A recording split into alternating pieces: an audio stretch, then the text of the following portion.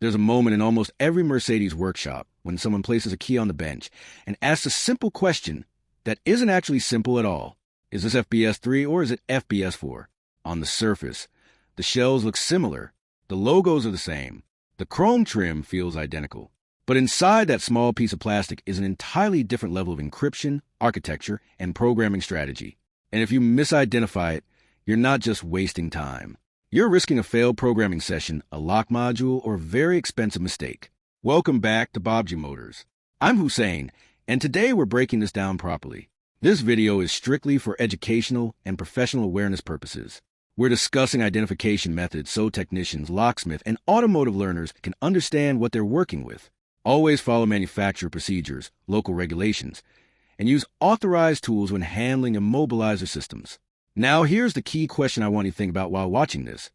When Mercedes key comes into your workshop without vehicle access, can you confidently identify whether it belongs to an FBS3 or FBS4 system just by examining the shell and PCB? Stick with me until the end, because I'll also clarify how to distinguish full keyless smart variants from semi-smart versions in a way that saves you diagnostic time. Let's start with context, because understanding the evolution helps everything make sense. Mercedes-Benz introduced FBS3, which stands for Drive Authorization System 3, in the early 2000s. It was used across a wide range of models for many years. Then came FBS 3.5, which is essentially an updated transitional version. After that, Mercedes moved to FBS4 around the mid-2010s, depending on model and region. FBS4 brought stronger encryption, more secure authentication between the key and the electronic ignition switch, and significantly tighter anti-theft architecture. In simple terms, FBS4 is much more protected and much harder to clone or adapt compared to FBS3.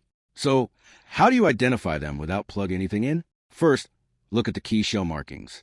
On many Mercedes BGA-style keys, there's a printed part number string on the inner blade area or near the key body seam. That string gives you a big clue if you know how to read it correctly. If the printed number sequence contains 3 digits before noticeable space or separation, that typically indicates an FBS 3.5 semi-smart key. The numbering format in those cases usually follows older part coding logic. If you see 4 digits before the space in that same location, that usually corresponds to an FBS4 semi-smart key. Mercedes adjusted the coding structure as they transitioned to the newer security platform. Now let's talk about the letter K, because this causes confusion. If the part number starts with the letter K at the beginning of the sequence, that generally indicates an FBS3 full keyless smart key. In those versions, the key supports passive entry and push-button start functionality, depending on the vehicle specification. If the letter K appears within the middle of the number sequence rather than at the beginning, that is commonly associated with FBS4 full keyless smart keys. The position of that letter reflects the updated internal classification used for the newer generation system.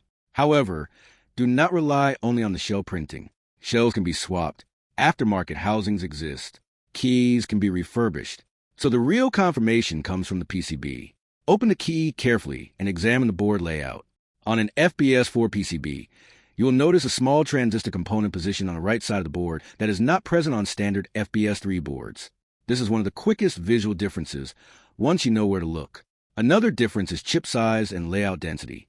FBS4 boards typically use smaller, more compact integrated circuits compared to FBS3. The board design is more condensed because the newer system integrates updated encryption hardware and more advanced secure microcontrollers. FBS3 boards, by comparison, often appear slightly less compact with larger visible IC packages.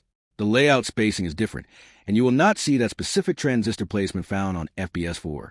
Now let's address something technicians frequently overlook. Smart versus semi-smart identification.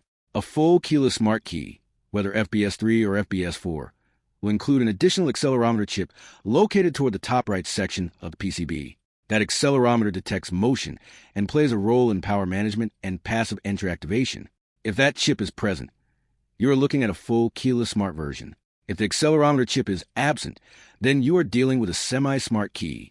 That version still supports ignition authorization, but does not support full passive entry functionality.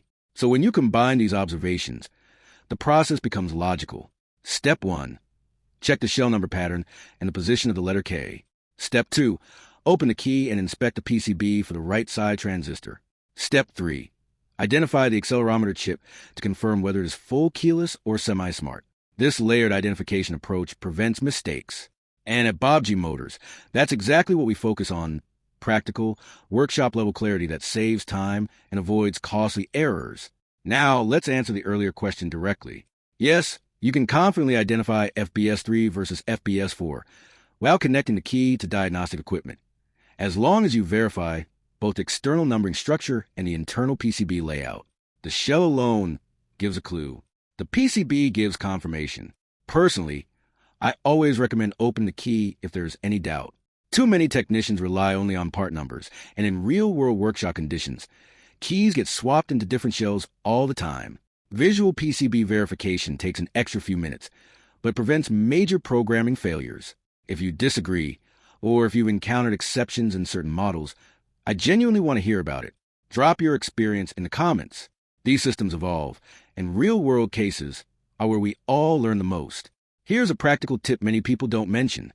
Always check battery condition before diagnosing key recognition issues. A weak battery in an FBS4 key can sometimes mimic synchronization problems because the newer encryption handshake is more sensitive to voltage stability than older FBS3 systems. If this breakdown helped you understand the difference more clearly, let's set a goal of 1,000 likes and 100 comments on this video. Only a small percentage of viewers watching right now are actually subscribed.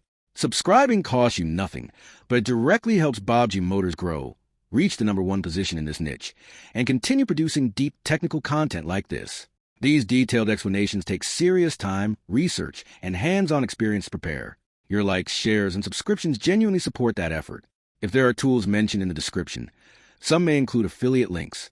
That means if you choose to purchase through them, the channel may earn a small commission at no extra cost to you.